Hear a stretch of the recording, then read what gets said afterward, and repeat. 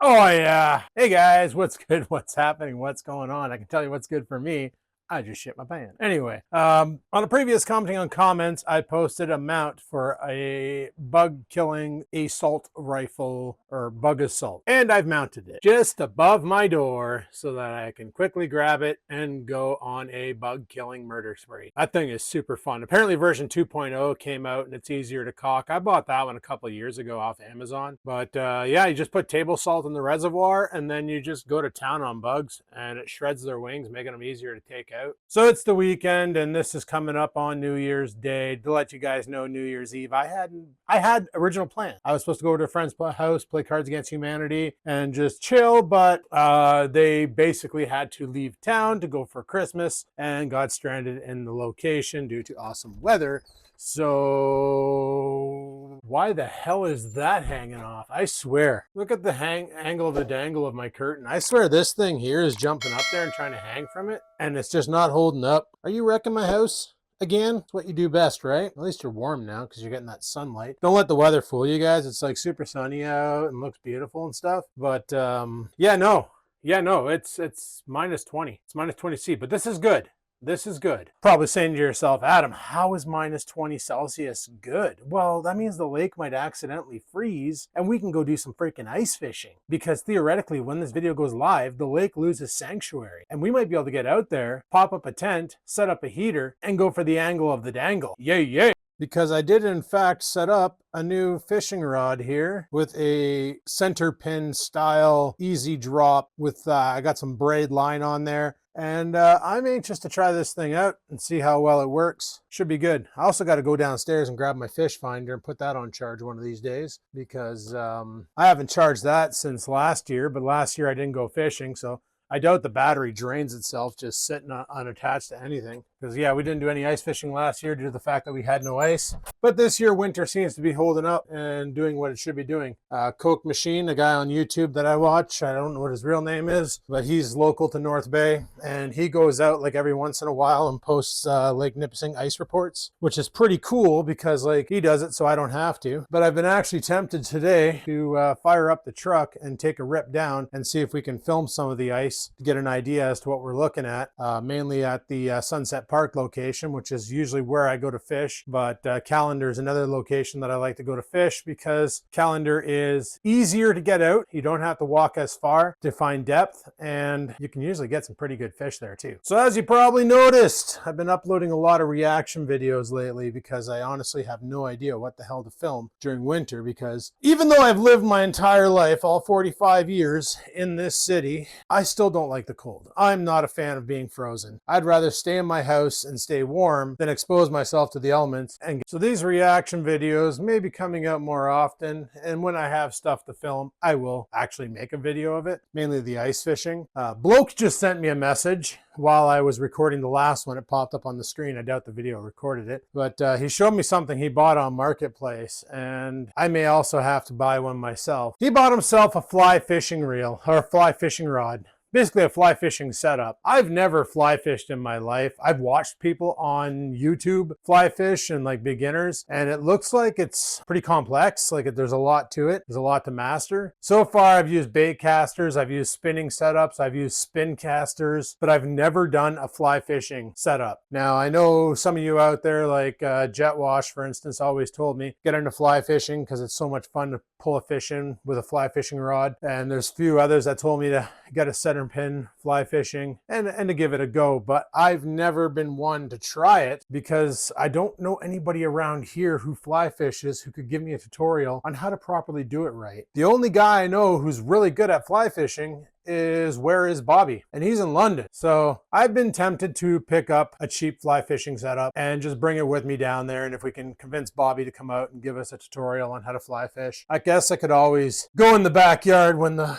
weather clears up and just hook a casting, like 3D print a casting lure that's roughly the same weight as a fly and start whipping that around and get an idea as to how to cast it. So it looks like what they do is they let out a bunch of line and then they whip it out, and then they let out some line and whip it back in, whip it back out, and that's how they get their distance. Now, I could be wrong on that. Anybody in the audience who's a fly fisherman, You can correct me all you want, because I'm just going based off of what I've seen on YouTube videos, and that's pretty much what I've seen. So yeah. So yeah, as for my Christmas, it was pretty hectic. It hasn't even happened yet. It's the 21st, but I can tell you right now, it was pretty hectic. On Wednesday, Christmas Day, I was at the parents all day. And then on Thursday, I went over to my cousin's house because they were doing a Boxing Day get together, supper, all that fun stuff. So I was there all day. And then Friday, I had to work, but luckily it was work from home. And then Saturday, Sunday, I have no idea what I did yet, but I know that would be me time. Like this winter, I really don't feel like doing too much. I am going to want to get out there and ice fish, which means I do need to go to Canadian Tire and buy some propane tanks for the heater, because I currently have none. I got a couple that are like a quarter full, half full, but the little buddy heater will consume that in about 8 hours. The big buddy can blow through a 1 pound tank in friggin' 2.5 hours. So that's if I crank it and have it on full heat. But when I'm in the little pop-ups, you don't need full heat, especially if I'm in the HT shelter, that little square one that you just sit down, lift up, and there's a seat inside of it. Pretty cramped in there, but I can make it work. I can make it work. So for myself, for Christmas, I decided to get some upgrades on the old editing computer. They had a deal on Amazon for RAM. Currently, I have 32 gigs of Vengeance DDR4 3200 megahertz RAM in there, and they had a deal, $44 freaking dollars for a 32 gig kit. And that board can handle 4 DIMMs. So I was like, you know what? Buy some more. So I'm gonna bring the editing rig up to 64 gigs of RAM. Another problem I've had with the editing rig, and this is since I bought it off of actually a subscriber of mine. I bought that computer back in, I want to say 2018, off of a subscriber of mine named Berserk. If you've been in the live streams, you might have seen him in there. I bought that there locally here in town. I was looking for a new computer to do video editing, because what was I using before? Oh, I was using the Cyber 6700K Cyber PC. Actually, this computer is sitting right over here because I have nowhere to put it, but I have a plan for it. I just haven't gotten around to it. I was using this gaming PC, which basically came to me as a screw up. A lot of people didn't believe it, but that's okay, because whatever. People can believe whatever the hell they want. I don't care. I know the story. It is basically Christmas 2015, well, around that time. I went on Amazon. No, I went on Newegg. Sorry, not Amazon. Newegg. And I wanted to get a new video card for my XPS 80, I don't even know what the hell computer that one is, 8200, I think it is. Basically, it was a second generation. It still is. I'm still using that computer. And I bought that computer off of Dell a long freaking time ago in 2009, 2010 to use for a gaming machine so I could start the channel Skaven Games. And it only had a 550 Ti in it. So we were getting into playing PC games, and I was like, oh, I need more video power, because some of the games we wanted to play, the 550 Ti just couldn't hold its own. So I went on Newegg and I ordered a 960 GTX, 8 gig card, pretty good, really good card. And then I stuffed, I wanted to put that there in the i7 2600K, which not a bad processor for its time. Like it did the job, and it hammered through. And like I said, that computer's still going today. I'm using it as a media server and a Plex server, media server, file server, cloud storage server. Like it does everything I need it to do. And she's still holding on, still working. 14 years later, and the computer's just zero frigs to give, still giving her. But I wanted a better video card for it, because at the time that was my main rig. I was editing videos on there. I was playing video games with the boys on there. I was doing all sorts of stuff. So I ordered the 960 GTX. And when it showed up, the Purelator guy comes up to the door, knocks. I come downstairs. I'm like, hey, how's it going? I was laid off at the time. I was working for that company on Terra. They let us go on December 15th. So it was like December 20th or something. I can't remember. I'll have to check the video feed, but sure enough, he comes to the door, he goes, sign here, and he had a small box, which was the video card, then he had a big box. And I'm like, all right, thanks. And he puts them both down. I'm like, hey, whoa, what's going on? And I'm like, I only ordered the video card. He's like, nope, both of these are on my manifest. And I'm like, I think you made a mistake. And he's like, whatever, take it up with the company. Bye. And he left. So there's this freaking box. And I'm just like, and that Cyber PC was pretty light. So I figured, I'm like, and on the box, it literally said like Corsair HX01 or something like that. So I'm like, oh, did I misclick and buy a freaking case? I'm like, I guess I got to do a computer build now. Guess I'm building a new computer. So I picked it up. It felt like the weight of it was that of a computer case with a pre-built power supply in it, like loaded with a power supply. So I brought everything upstairs, unboxed the 960 and was like, oh, dope. Put that into the XPS 8200 or whatever the hell it is. I can't remember what the hell model of that computer is now. And then I'm like, all right, let's see what kind of case we got here so we can get an idea as to what we're building and what size power supply it was. Crack open the box for the Corsair case, and lo and behold, it wasn't just a computer chassis. It was an entire computer. And I'm like, what the hell is this? I'm like, I never ordered this. So I contacted Newegg and I was like, hey, sent them an email about it. I'm like, I just got my video card delivered, and for some reason they also dropped off a computer with my name on the manifest. I think you guys screwed up. Am I being billed for this? And they checked and said, no, we didn't have any orders for you to have a computer. Must have been a screw up. And I said, do you want me to ship it back? Because I really didn't want to be billed for this, because who knows, like this computer could have been like $1,500, $2,000, or it could have been El Cheapo Gustavo $500 PC.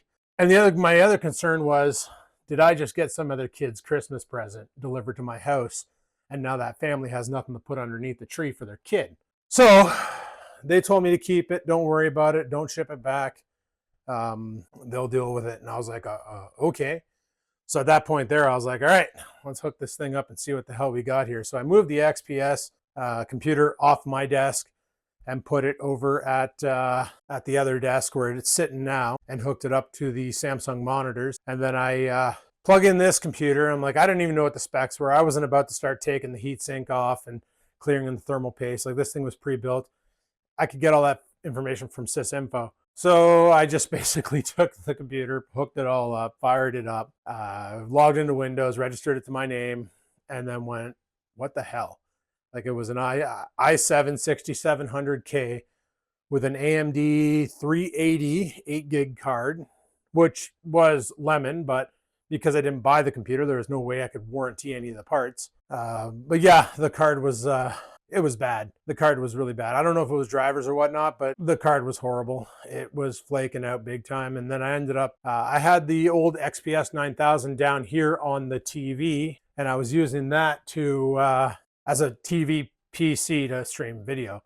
So I ended up taking the 380 out of that machine later on and putting the 960 in there. So I could play games like Minecraft, because Minecraft wouldn't play on the AMD card for some reason. It would just frag out.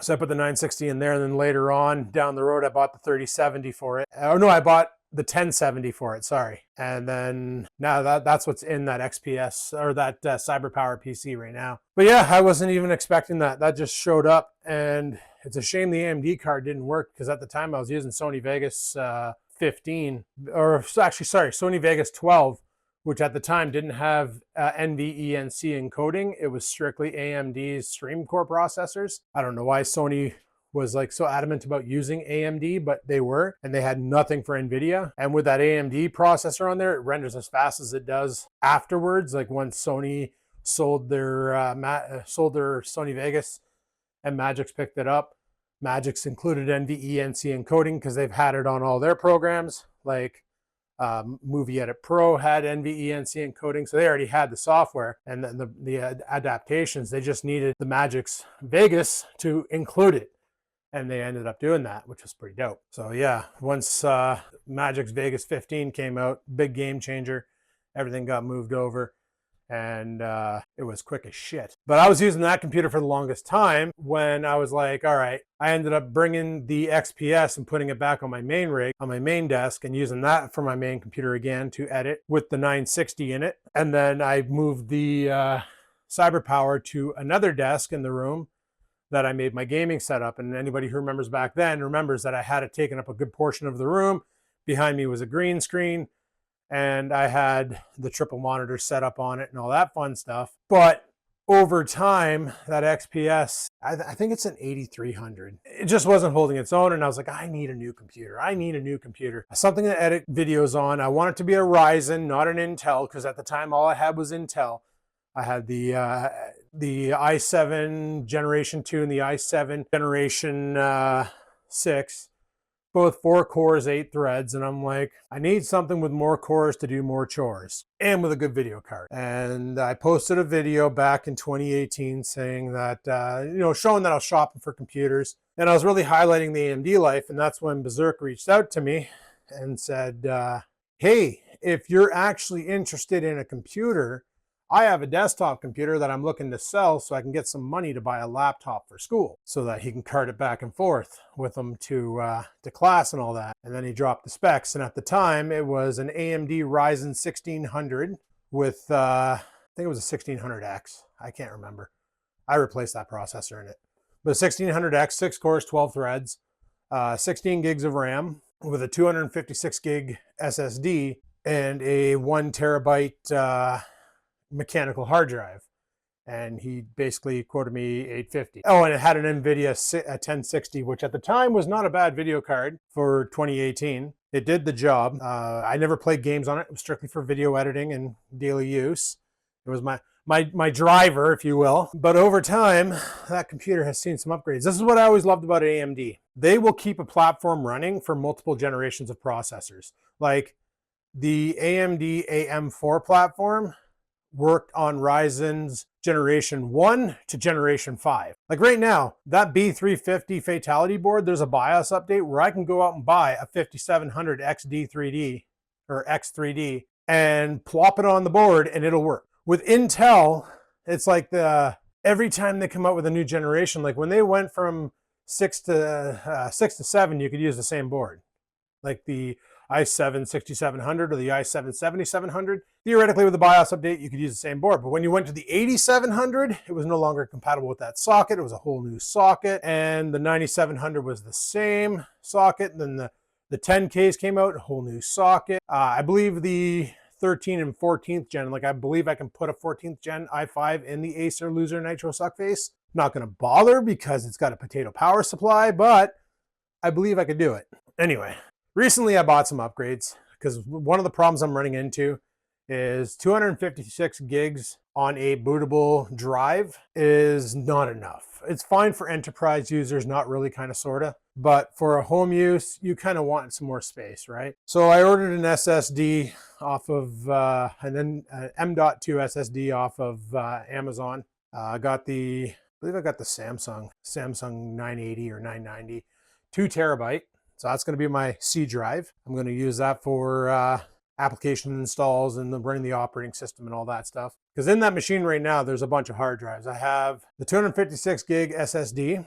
I have a 1 terabyte SSD, but it's not an M.2. It's not an NVMe. It's an SSD. So it's like SATA access speeds. And then I have a SSD running on SATA in there, plus the 1 terabyte mechanical hard drive. But I want more space on the C drive because one of the issues that happens is because it likes to use it for swapping, C drive gets too low, computer bogs down. And no matter where you tell your computer to install an application, if you say, okay, install it on D or install it on E or F, it always puts chunks on the C drive in your apps data folder. And that's freaking annoying. So I'm going to use a program called, I can't remember the name of it, like Macrium or something like that. I've done this before with the Acer, the Asus netbook back in the day when I made the video of adding more RAM and an SSD to an Asus netbook to see if it would get any better. Spoiler alert, it didn't. 2 gigs of RAM and an Asus netbook running Windows Lite and an SSD. It was maybe 2% faster than normal. Problem with that machine was the Intel Atom processor was a bottleneck. But anyway, we're going to upgrade the RAM in this thing to 64 gigs. We're going to move the boot drive over to the 2 terabyte because literally it makes a 1-for-1 copy. And it doesn't even have to be the same size drive. Your destination drive just has to be bigger and it'll clone it. I have a cloner, a USB to NVMe, I guess, hard drive caddy. So I'm going to clone it with that when the stuff comes in. It should be in on Monday. which is the 23rd. I won't be here to collect it, unfortunately, but they said it should be here, so that's right on. And then maybe Monday night, I will start the process of getting the editing rig all tuned up with the new parts. Get it up to 64 gigs of RAM, which will make it easier to run large language models for tuning and all that. It'll also give my AI a bit more stretching room to do what she needs to do, and then go from there. Now, I know a lot of people, I've been seeing the comments and I just haven't been addressing them. They're like, oh, show us what you got for your AI system. Show us what you got for your AI system. Honestly, guys, it's literally just Python coding and large language models from Hugging Face. If you're a programmer, if you've ever programmed in your life, learning Python is super easy. It's such an intuitive language. Way better than anything I've ever used before, which is sad because a lot of people rip on Python, but because Python has some pretty neat add-ins like PyTorch and Tensor and all these other ones, you can actually use video card assets that are high performing, high processing to do AI tasks like image generation, music generation, generative prompt texting, all that fun stuff. You can have it run some high-end calculations through the GPU, and it just calls out through Python. So if you understand the logic behind programming, and that's the hardest part, is understanding the logic, then learning the syntax for a new language is piss. Like at work, we use PowerShell a lot to automate processes like installations through Intune, or we set up a script where, once again, where I said 256 gig drive is good enough for enterprise, but not really. Well, we have that problem right now where we have computers that are multi-use, so multiple users log into it. And we also use OneDrive as our cloud backup because it's stored on a dedicated server that is managed by Microsoft but owned by us. If clients are storing all their files on the hard drive as well as cloud backing them up so they're quicker accessed, this tends to cause the hard drive to fill up, and then weird things happen, like your email no longer downloads, you can't browse because cache files can't be updated. Users go to log in and they get a weird error about their password being invalid, but it's because the hard drive is too full to create a user profile. So we have a PowerShell script, which is pretty dope, that will monitor the hard drive, and if it drops below 25%, it goes and accesses old profiles that haven't been accessed in a while in order of oldest to newest until we have 50% hard drive remaining. Single-use computers, we tend to not really have issues with hard drives running out of space, but on multi-use, it's a common problem, and we use PowerShell for that. However, I've never scripted in PowerShell before. Never had the reason to. So I spent literally an hour and a half looking at the syntax, trying to figure it out, and then I figured it out, and then I wrote some scripts for PowerShell that let me do some pretty cool stuff in the Intune environment. So if you have the programmer's logic, which takes time to get, you got to remember like how programs work and what they can do. And literally they have 6 functions: add, subtract, divide, multiply, create, and destroy. That's literally any program you write, it's always doing those operations. And then you get the syntax, and then you can add in qualifiers and variables and all that. Like if this happens, then do this, or this, else do this, your qualifiers. The only difference between that and programming a large language model is large language models use, instead of if then, it's what if. What if? What if the user types in this? How can I react? What if this happens? What do I do?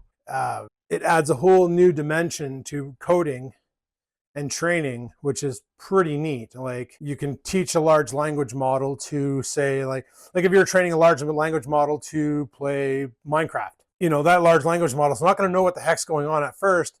It's going to end up walking out, maybe walking into a cactus and killing itself, or falling in lava and killing itself. You can train it that if it dies to reevaluate what it did and not do that again. And then it'll learn over time, like, okay, lava bad, cactus bad, staring at a freaking monster and not swinging at it bad, looking an Enderman directly in the eyeball bad. It'll see an Enderman appear, render on the screen, and it'll know to look down and look away, or slam a pumpkin on its head. It's really neat playing with AI.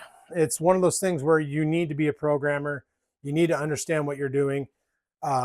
If you're not a programmer, anything I were to talk about with building your own home GTP model would probably be a pain. Now, you can get some free options out there. Llama, for instance, there's There's a front end where you can just load this program on your computer. And if you don't have a graphics processing unit like a GeForce, apparently it works with AMD and Intel's new Arc/Battlemage series, or XX or XEE, I believe they call it, is their AI processor. But you can use it with all these. Llama will let you load large language models from Hugging Face to create different characters. Like if you wanted to create a coding assistant, you can download an LLM for coding and it will walk you through. And like if, let's say you're writing up a program and it doesn't work, you can copy pasta the code into the chat, and then the LLM will be like, oh yeah, you forgot to do this, or you're not calling out to this variable, or you're missing this here subroutine. Let me write that for you. And then it'll write it, you copy pasta it in. You know, you can do stuff like that. And that's literally how a lot of people are coding nowadays, which is kind of upsetting. The old way is better, where you learn how to do it, and that way there, when something messes up, you know how to fix it. Where if you're relying on AI and AI ever turns on us, well, you can't really rely on AI, right? That's I just recently watched Terminator, and that's what's coming out of there. But if you know how to program it, you should be pretty good. And I noticed that at work, when I'm writing scripts, I'll write them up, and then I actually got asked by one of my coworkers, what prompt did you use in Copilot to generate that? And I'm like, I don't use Copilot. I wrote the code. Oh, okay, because there's a lot of remarks in here. I said, yeah, because that's how you write code. You leave remarks so that if I leave the company and somebody gets a hand on my code and they need to modify it for a new task, they'll read my remarks and go, oh, this part does this. Okay, I just need to modify that. Where if you just bang out a bunch of code and leave no remarks, it makes it hard for the next person in line when you retire to really look at that code and modify it for the new use. But yeah, coding, AI systems. And what I literally use for the computer is I have a system upstairs that's running two RTX 3070s, and that's my setup for AI programming or AI running. And the system also has the ability to ping out on the network and look at other machines that are available with Tensor cores and do offsite processing if those computers are not in use. Like if I'm editing a video on main rig, it will not reach out and start using that video card because it knows I need it. If I'm playing video games on the Ace or Loser Nitro Suckface, it won't reach out and start using that video card for processing. It knows better to reach out when the system's in use, but if the system's idle, it will reach out and use it if needed. So that's something else you can get from Python coding, is network access utilization. Would it be nice, would be really nice, is if I had the ability to do that for GPU processing for video games. But the problem is you need the cards on site, because 10 gigabit isn't enough transfer to use an off-site video card to help you get more FPS in your games. You need at least 40 gigabits, and they don't make hubs that big yet. And by hubs, I mean network switches or network cards, I think the best I've seen was 10 gigabit. Wow, I got totally derailed on that one, didn't I?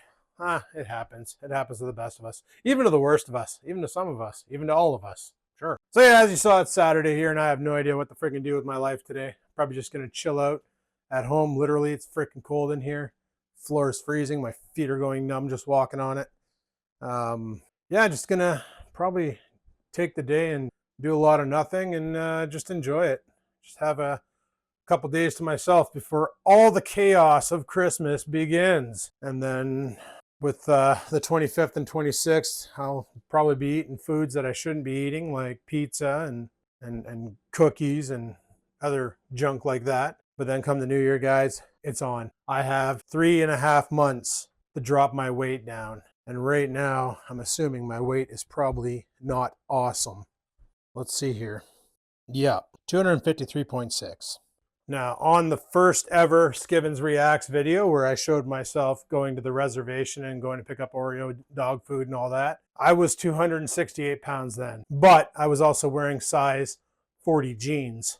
I wasn't wearing my size 32 right now. So I know a lot of this mass is more than likely muscle, but I do know also a lot of it is fat. So that's why I'm going to do a 3-month long video as one video, and I am going to power shred all this fat away as much as possible and get myself back down to 210, because I felt good at that weight. Not saying I don't feel good right now, but I felt really good at that weight. And I kind of want to get that back. So that video, I'm probably going to launch it on my birthday, and I have no idea how I'm going to film it. So I'm going to have to be creative in my creativities, but it's going to be a lot of up early, rise early, work out, go to work, potentially just going to give her, boys, just going to give her. We're going to eat clean. We're going to eat proteins. We're going to use the fat as energy to make some muscle in the body. We're going to work on every aspect of the body, and I'm not leaving anything out. We're in it to win it, and that's what we're going to do. Anyway, guys, I've been talking for a while about a lot of nothing. I'm impressed anybody if you made it this far. If you did make it this far, comment Hamilton Beach microwave. I said that because that's what's behind me, my Hamilton Beach. Anyway, thanks for watching. Until next time, guys, live it to win it. Peace the frig out.